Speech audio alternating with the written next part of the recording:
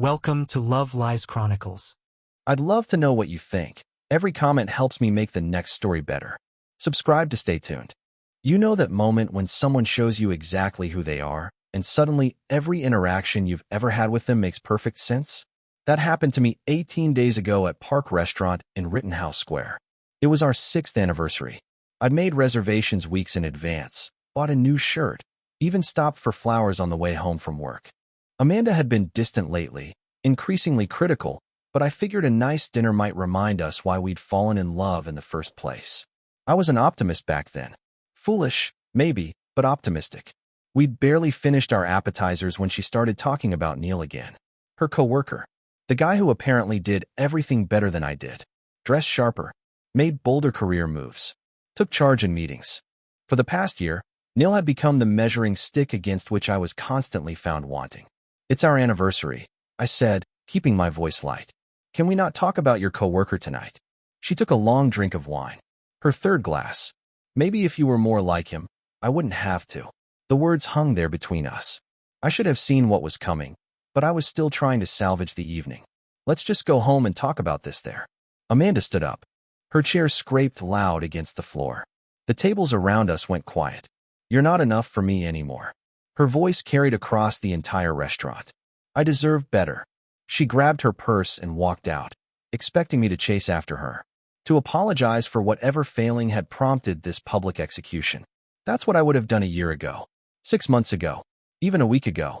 Instead, I caught the waiter's eye and asked for the check. I walked home. We only lived a few blocks from the restaurant in Rittenhouse Square, close enough that I could take the long route through the park and give myself time to think. By the time I reached our townhouse, Amanda was sitting on the couch, arms crossed, waiting for the apology she knew was coming. Except it wasn't. "I've been thinking about what you said," I told her. "I was upset," she started. "I didn't mean." "You meant every word. And you're right. You do deserve better." I walked past her toward the garage. She followed, confusion replacing her anger. "What are you doing?" I opened her car and started loading her belongings from the hall closet. Coat. Gym bag. The decorative pillows she insisted we keep, but I'd always hated. "What are you doing?" Her voice pitched higher. "Helping you get to that better life faster." She grabbed my arm. "Stop it." "I didn't mean." I pulled away gently but firmly. "Get in your car." She stood frozen in the driveway. I closed the trunk and tossed her the keys. They landed in her open palm with a soft clink. "Drive, or I'll have you escorted out." Something in my voice must have convinced her I meant it. She got in the car, stared at me through the windshield like she was seeing a stranger, then backed out of the driveway. I watched her taillights disappear down the street. For the first time in 6 years, I felt like I could breathe. That night, I sat in my kitchen drinking coffee at midnight. Not sad, not angry, just clear. I replayed 6 years of marriage in my head and finally saw the pattern. The constant criticism dressed up as concern. The comparisons to other men framed as motivation. The way she'd made me smaller and smaller, convinced it was for my own good. Some moments you can't unlive. This was one of them. The next morning, my phone buzzed with a text from Amanda. "I'm staying at Tracy's. We need to talk when you're ready to apologize." I stared at that message for a full minute. Then I typed back, "Take all the time you need." Her response came immediately. "That's it? That's all you have to say?" I replied, "You said I wasn't enough. I'm respecting your assessment." She fired back, "You're being childish. Call me when you grow up." I didn't respond. Instead, I called my brother Kevin. He's an attorney in Philadelphia, handles everything from contracts to real estate. He listened without interrupting while I explained what happened. "She said what in public?" Kevin's voice went up an octave. "And you're the one who needs to apologize?" "That's what she seems to think." "Rob, I'm going to give you the number of a colleague who handles family law. Rebecca Hartwell. Call her today." "You think it's really over?" "I think you need to protect yourself. Don't leave that house. By the way, legally, that's abandonment. And document everything. Every text, every call, every interaction." Rebecca Hartwell's office was downtown on Market Street. Day 3, I sat across from her showing text messages on my phone. She read them with the neutral expression of someone who'd seen worse, then looked up at me. "Your wife publicly humiliated you, then blamed you for it. That's a pattern, isn't it?" I nodded slowly. The truth of it settled somewhere in my chest. "Yeah, it is."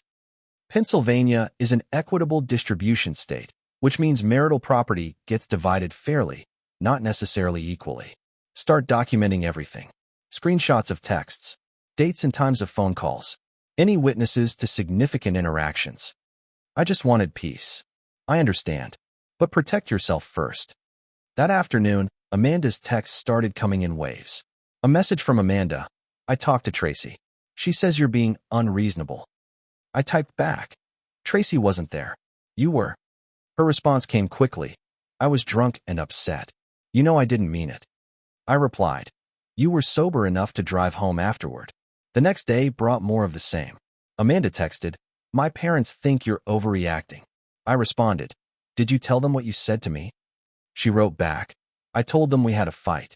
My reply was simple, not the same thing as telling them you publicly said I wasn't enough. Amanda's frustration showed in her next message. Why are you being so difficult? We can fix this. I sent my final response. You're right. You can do better. Go find it. Day 5.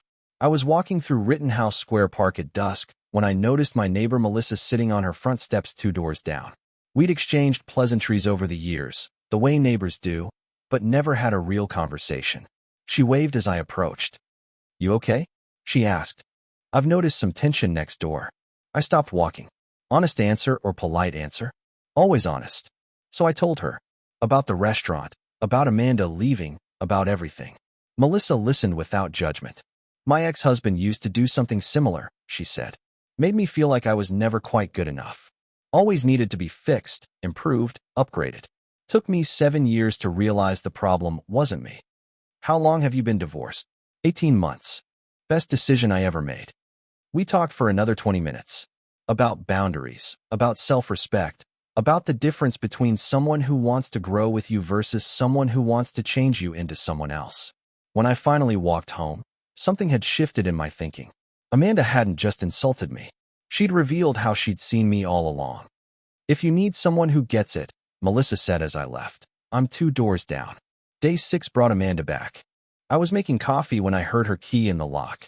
She walked in wearing a dress I'd always liked, carrying takeout from my favorite place. The smile on her face said she expected this to work. I forgive you for overreacting, she announced. Let's move past this. I'm not overreacting, and I don't need your forgiveness. Her smile faltered. What does that mean? It means you told me I wasn't enough. I believed you. Now you're free to find better. That's not what I meant, and you know it. You said it in front of 50 people. You meant it. She tried tears then. Real ones, I think. I was just frustrated with your lack of ambition. My lack of ambition. Interesting. So it wasn't the wine talking. It was what you actually think.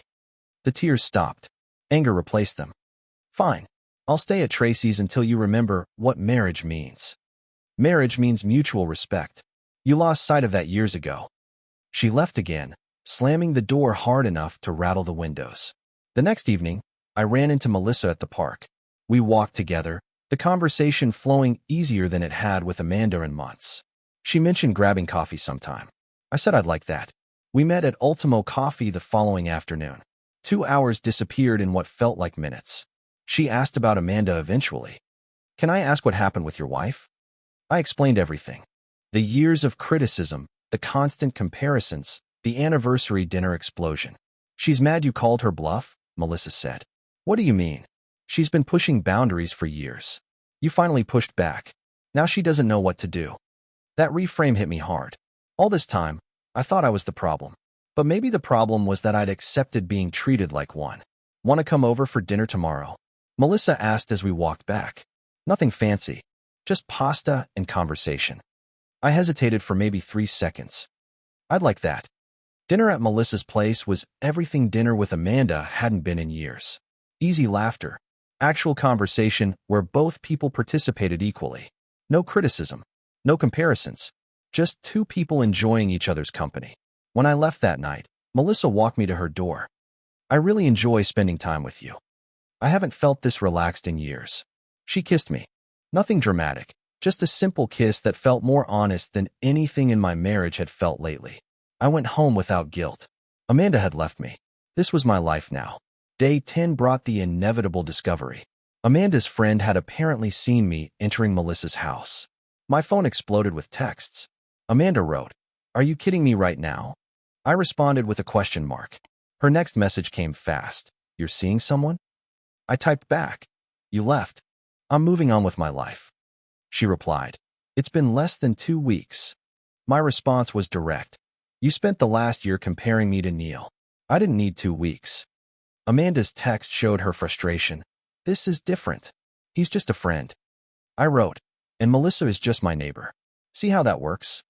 Her message came in all caps. "I'm your wife." I sent my final text. "You're the woman who said I wasn't enough." Past tense. She called immediately. I declined. She left a voicemail that was mostly screaming. I forwarded everything to Rebecca. Kevin stopped by the next day to check on me. I told him about Melissa. "Good for you," he said. "You deserve to be appreciated." Amanda's losing her mind. Amanda's losing control. There's a difference. Rebecca is drafting a separation agreement. This will probably settle without going to trial. That same evening, Amanda's sister Tracy called. "Amanda is devastated," she said. "You're already with someone else?" "Did Amanda tell you what she said to me at our anniversary dinner?" "She said you had a fight. She stood up in a crowded restaurant and told me I wasn't enough for her. That she deserved better." Loudly. Long silence on the other end.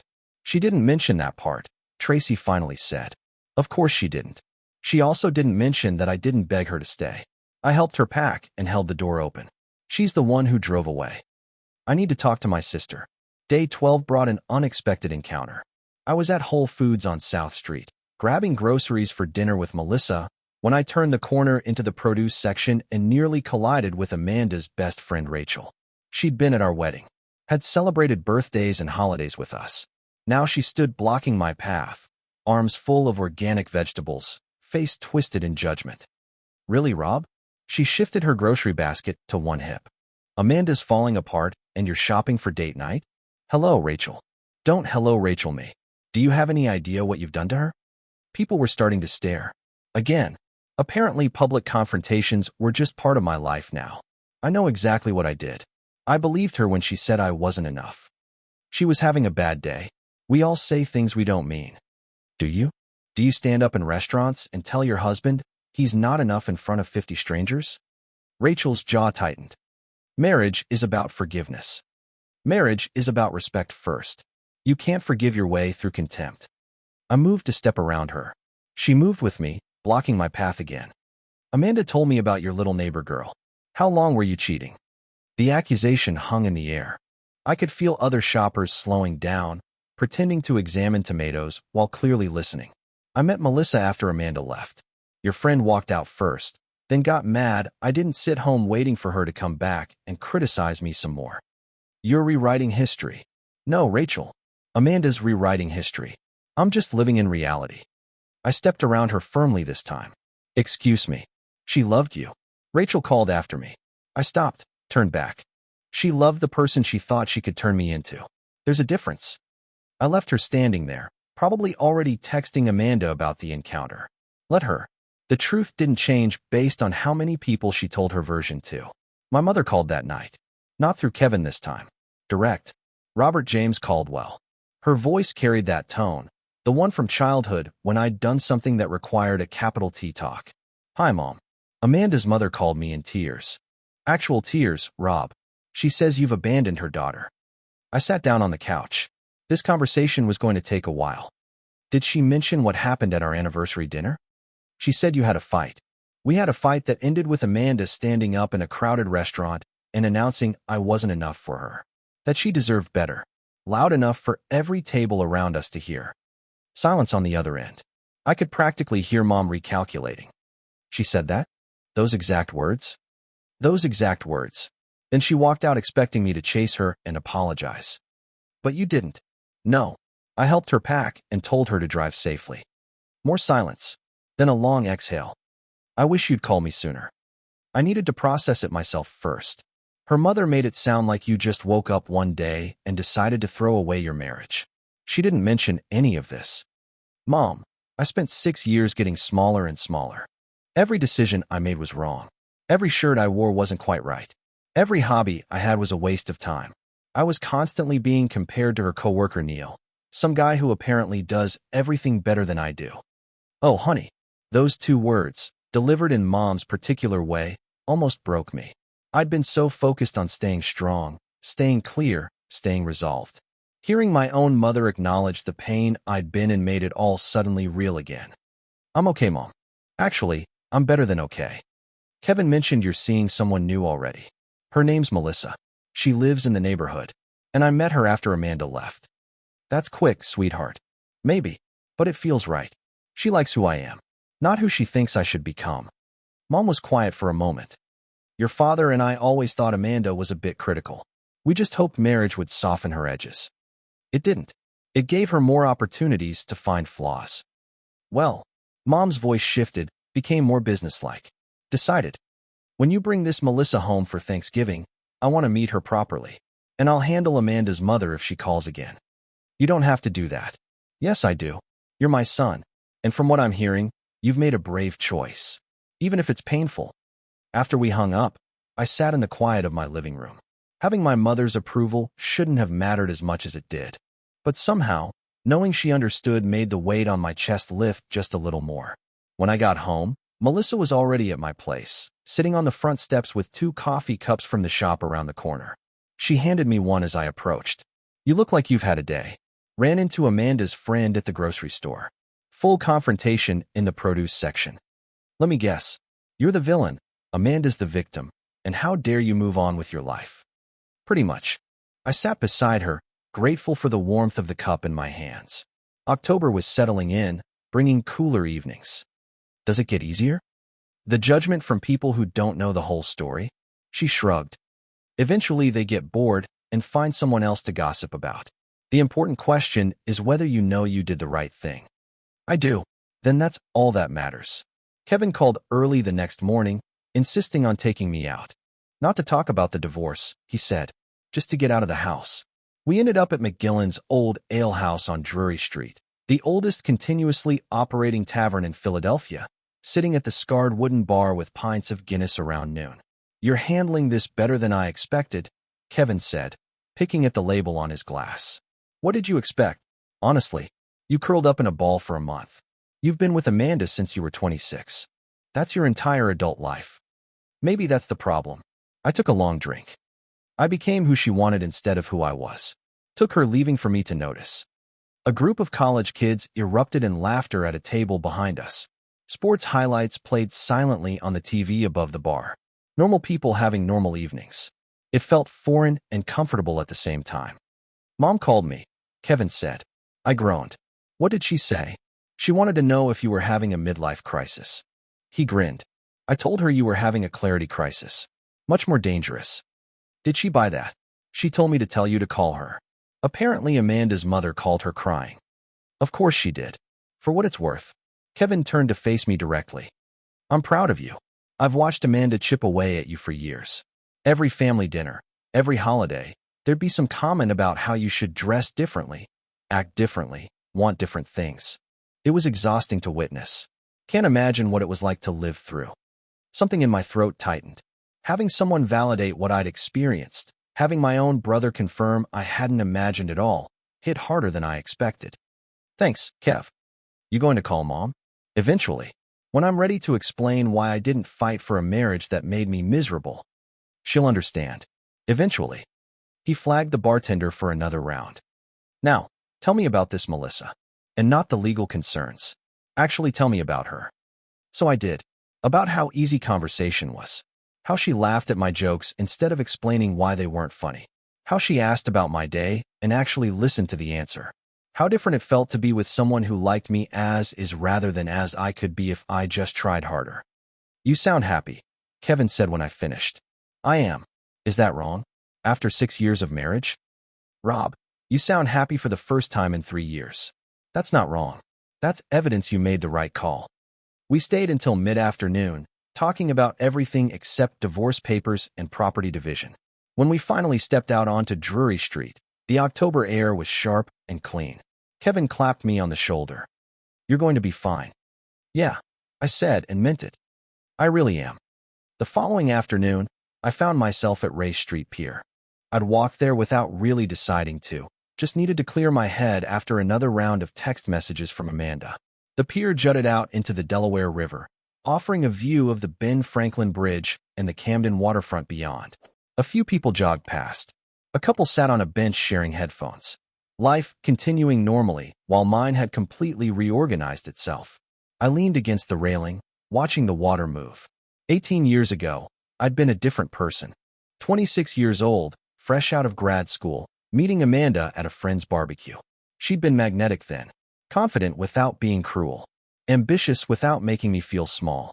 Or maybe she'd always been that way, and I'd been too infatuated to notice. When had it changed? Not all at once, certainly. Small comments that accumulated over years. Neil handled that client so much better than you would have. Why don't you dress more like Kevin? I wish you'd take initiative like my father does. Each one barely noticeable on its own. Together, they'd built a wall between who I was and who she wanted me to be. A container ship moved slowly upriver, massive and inexorable. Watching it, I realized I'd spent 6 years trying to be that ship, trying to be big and impressive and impossible to ignore. When all along, I'd been more like the water itself. Adaptable, essential, present. Amanda had wanted the ship. She'd missed the water. My phone buzzed. I almost didn't check it, but habit won out. A text from Melissa. You okay? You left earlier than usual. I wrote back. Just needed to think. At Ray Street Pier. Her response came quickly. Want company or solitude? That question. That simple respect for what I might need in the moment rather than assuming what I should need. That was the difference. I replied, company sounds good. She showed up 20 minutes later, 2 coffees in hand again.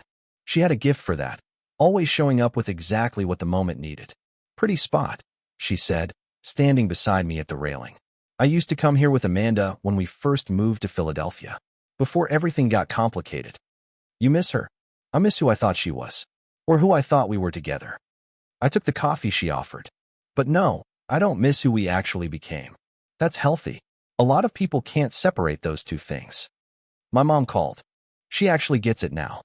That's good, isn't it? Yeah. It just made me think about how many people I've been trying to please over the years. Amanda, her parents, our friends, even my own family. Somewhere in all that pleasing, I forgot to check if I was pleased. Melissa bumped her shoulder against mine gently. And now? Now I'm standing on a pier with someone who asked if I wanted company or solitude. Who didn't assume?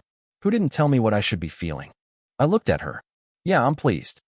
We stood there a while longer, watching boats and birds and the city moving around us. No pressure to fill the silence. No need to be anything other than what we were. Eventually, we walked back through Old City, past the historic brick buildings and narrow streets. Fall was settling in deeper now, leaves starting to turn copper and gold. Everything felt possible in a way it hadn't in years. That evening, Amanda's parents called with the same indignant energy Tracy had started with. I told them the same story. Her father's voice changed halfway through. That's not what Amanda told us. I'm sure it isn't. Ask her how many people heard her say it. Amanda showed up at my house on day 14 with suitcases. Just walked in like she still lived there, like 2 weeks apart meant I'd learned whatever lesson she thought I needed. I'm ready to come home now, she announced. We can work through this. No. What do you mean, no? I mean, this isn't your home anymore. Don't be ridiculous. We own this house. We do. But you left. You said I wasn't enough. I'm taking you at your word. She spotted Melissa's jacket draped over the back of the couch. Her face went pale. Whose is that? My girlfriend's. You're what? You can't have a girlfriend. We're married. You walked out. You didn't call for a week except to demand apologies. What did you think would happen? I thought you'd fight for us. I did fight. At the restaurant. You humiliated me anyway. She tried tears again. I made a mistake. I was drunk. You were clear-headed enough to drive. And you've been making that same mistake for a year. Comparing me to Neil. Telling me I need to be more ambitious. Criticizing everything about who I am. I was trying to help you be better. No. You were trying to make me someone else. Someone more like Neil. That's not true. Then why did you spend our anniversary dinner talking about him instead of us? She switched tactics fast. If you don't end it with her right now, I'm filing for divorce. Save yourself the legal fees. I'm filing Monday. The color drained completely from her face. You can't be serious. I've never been more serious about anything in my life. She's just using you. You'll come crawling back in a month. Melissa doesn't need to use me. She actually likes me. What a concept. Amanda grabbed her jacket and headed for the door. She turned back one last time. You'll regret this. The only thing I regret is not doing it sooner. The next morning, I was having breakfast with Melissa when Amanda's car pulled up outside. She got out and marched up to my front steps where we were sitting. So you're the homewrecker, Amanda said to Melissa. I'm the woman who lives 2 doors down, Melissa replied calmly. You're the woman who told him he wasn't enough. You don't know anything about our marriage. I know he's been happier in 2 weeks than he's been in years. That tells me everything. Amanda, you need to leave, I said. This is my house too. Then I'll get a restraining order. Your choice. Amanda turned to Melissa with pure venom. When he gets bored of you, don't come crying to me. Melissa didn't even blink. I won't need to. Unlike you, I don't date men I need to fix. Amanda realized then that she had no power here. She got in her car and sped away. I'm sorry about that, I told Melissa. Don't be. She needed to see she doesn't scare me. The text attacks continued through days 15 and 16. A message from Amanda. I talked to a lawyer. You're going to owe me half of everything. I replied, that's how divorce works. I'm fine with that. She texted back, you're really choosing some random woman over 6 years of marriage? My response was clear. I'm choosing self-respect. Something I should have done years ago. Amanda wrote, everyone thinks you're being cruel. I responded, everyone thinks what you told them. Reality is different. On day 16 night, Amanda showed up drunk. I didn't answer the door. Instead, I called the police for a wellness check. They escorted her safely back to Tracy's. Tracy texted me afterward. Thank you for calling them instead of letting her drive. I wrote back, I'm not cruel, but I'm done being walked on. Day 17 brought me back to Rebecca's office. She had papers ready to sign. You have a strong case, she said. Her own family is backing your version of events. How long will this take? It'll likely settle without trial. She has no leverage. 6 months, maybe less. I signed where she indicated. The process server would deliver the papers to Amanda tomorrow. How are you feeling? Rebecca asked. Lighter than I've felt in 6 years. That evening, Tracy called again. Amanda finally told me the whole truth. I'm so sorry. Thank you for believing me. I talked to our parents. They know everything now. How's Amanda taking it? Not well. She's staying with them in Bryn Mawr. She finally understands you're serious. I am. For what it's worth, you deserve better than how she treated you. Melissa seems really good for you. She is. But more importantly, I'm good for myself now. Day 18. Amanda received the divorce papers that morning. Her text came through around 11. I can't believe you actually did it. I replied, you said I wasn't enough. I believed you. Amanda texted back, I want to talk. Face to face. Just once more. I responded, why? Her answer came quickly. Because I need you to understand what you're throwing away. I wrote, I'm not throwing anything away. You did that at our anniversary dinner. She sent another message. Please. One conversation. I deserve that much. I typed my response. Okay. Rittenhouse Square Park. 2 this afternoon. Public place. I arrived 5 minutes early. Amanda came exactly on time, looking like she hadn't slept in days. She sat on the bench beside me. Neither of us spoke for a long minute. I didn't think you'd actually leave, she said finally. I know.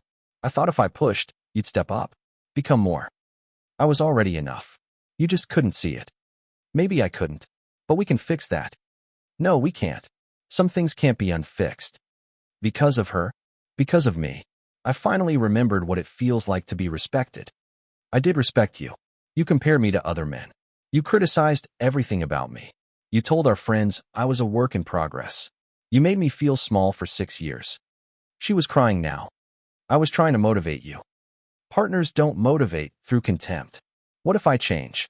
You shouldn't have to change. And neither should I. That's the point. So that's it. 6 years just gone? You said it yourself. I'm not enough for you. Let me not be enough somewhere else. I hate you for this. I understand. But I don't hate you. I just finally love myself more.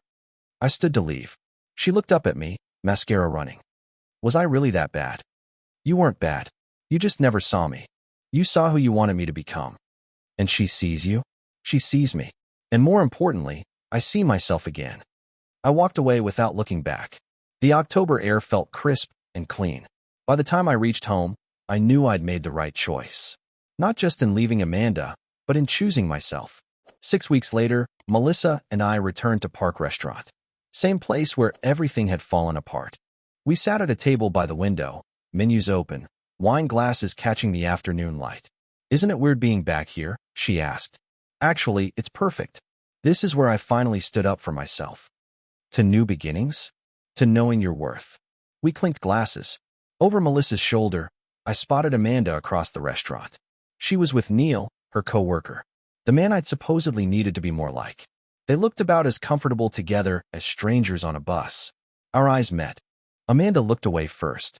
I smiled and turned back to Melissa. "Was that her?" Melissa asked, reading my expression. "Yeah. You okay?" "Better than okay. I'm exactly where I'm supposed to be." That night, alone in my townhouse, I stood in the garage where it all had started. The space where I'd loaded Amanda's belongings into her car and chosen myself for the first time in 6 years. The overhead light cast long shadows across the concrete floor. I learned something in 18 days. Self-respect isn't negotiable. When someone shows you who they are, believe them. Being not enough for the wrong person means being exactly right for the right one. Amanda thought she was teaching me a lesson when she stood up in that restaurant. She thought I'd chase her, beg her, reshape myself to fit her vision. Instead, she taught me something far more valuable, that I'd rather be alone and respected than partnered and diminished. Melissa didn't save me. I saved myself the moment I put those bags in the car and told Amanda to drive. Melissa just showed me what it looks like when someone appreciates who you already are. Not every ending is a tragedy. Some endings are the beginning of something better. My marriage ended at Park Restaurant when my wife told a room full of strangers I wasn't enough. My life began 18 days ago in this garage when I finally believed her. Dear listeners, that's our ending. If it resonated, subscribe to support the channel. See you next time.